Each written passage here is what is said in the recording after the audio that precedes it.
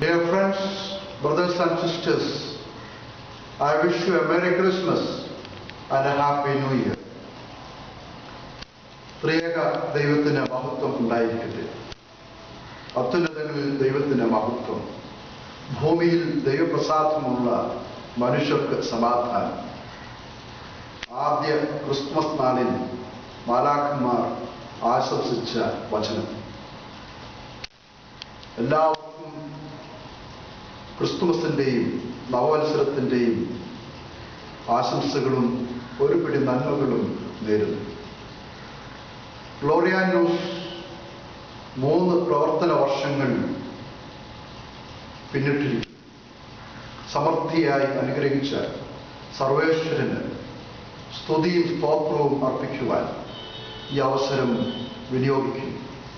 ഒപ്പം സഹകരിച്ച, പിന്തുണച്ച എല്ലാവർക്കും നന്ദി അറിയിക്കുന്നു.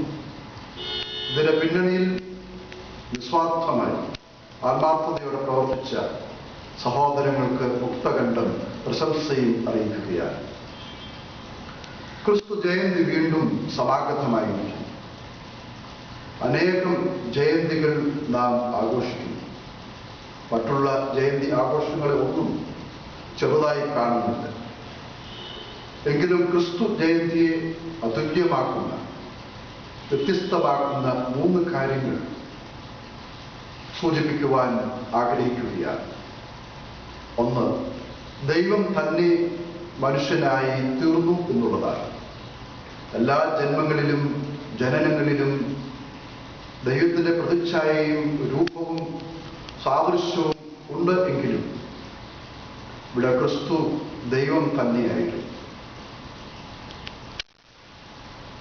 എന്തിന് ദൈവം മനുഷ്യരൂപത്തിലേക്ക് പരിമിതിപ്പെടുത്തി മനുഷ്യനായി അവതരിച്ചു എന്നുള്ളതിന്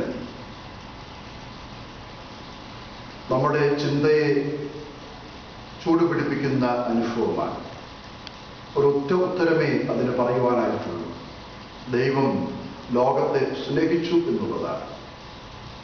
ഏകജാതനായ പുത്രനെ നൽകുവാൻ തക്കവണ്ണം ദൈവം ലോകത്തെ സ്നേഹിച്ചുവെന്ന് ക്രിസ്തുവിന്റെ പ്രിയ ശിഷ്യൻ വേദത്തിൽ സാക്ഷിച്ചു. ഇവിടെ കെനോസിസ് എന്നും കെനോട്ടിക് ലവ് ഓഫ് ഗോഡ് എന്നും ഉള്ള വേദശാസ്ത്രപരമായ പദങ്ങൾ കൊണ്ട് വിരസമാക്കുവാൻ ഞാൻ ആഗ്രഹിക്കുന്നില്ല. ക്രിസ്തുവിൻ്റെ ജനന പ്രക്രിയയെ ദൈവത്തിൻ്റെ സ്നേഹപ്രവൃത്തി എന്ന് വിശേഷിപ്പിക്കുവാനാണ് ആഗ്രഹിക്കുന്നത്. രണ്ടാമത്, ക്രിസ്തു ഏറ്റവും അപ്രസക്തമായ കാര്യങ്ങളെ തെരഞ്ഞെടുത്ത് അവയെ പ്രസക്തമാക്കി എന്നുള്ളതാണ്. ഒരു അനാഥയായ ബാലികയെ തൻ്റെ അമ്മയായി സ്വീകരിച്ചു. ഒരു മരപ്പണിക്കാരനെ പിതാവായി അംഗീകരിച്ചു. ജനിക്കുവാൻ തെരഞ്ഞെടുത്തത് ഒരു പശുത്തൊഴുത്താണ്. മാത്രമല്ല, തൻ്റെ ജനനം ആദ്യം ദർശിക്കുവാൻ അവസരം നൽകിയത് കന്നുകാലികൾക്കുമാണ്. മനുഷ്യരെ പ്രതിനിധീകരിച്ച് യേശുക്രിസ്തുവിൻ്റെ ജനനത്തെ ദർശിക്കുവാൻ ആദ്യ അവസരം കൊടുക്കുന്നത് ആട്ടിടയന്മാർക്കുമാണ്. ക്രിസ്തുവിൻ്റെ ജനനം സമൂഹത്തിൽ അപ്രസക്തമായ ആളുകൾക്ക് പ്രത്യാശ അരുളുന്ന അനുഭവമാണ്. ദൈവം നിസാരമായവയെ വലുതായി കാണുകയും സ്നേഹിക്കുകയും. മൂന്നാമതായി, ക്രിസ്തുവിന്റെ ജനനം ചരിത്രത്തെ 2ആയി കീറി മുറിച്ചു എന്നുള്ളതാണ്. ക്രിസ്തുവിന് മുൻപെന്നും ക്രിസ്തുവിനെ പിൻപെന്നും തന്റെ ലാളിത്യ ജീവിതം കൊണ്ട് തന്നെ ക്രിസ്തു വേർതിരിച്ചു. പടയോട്ടങ്ങൾ കൊണ്ട് ലോക ചരിത്രത്തിൽ ഇടം തേടിയിട്ടുള്ള ആളുകളെക്കാൾ ജീവിത ലാളിത്യം കൊണ്ടും എളിമ കൊണ്ടും ചരിത്രത്തിൽ ഇടം പ്രാപിച്ചിട്ടുള്ളവർ അനേകരാണ്.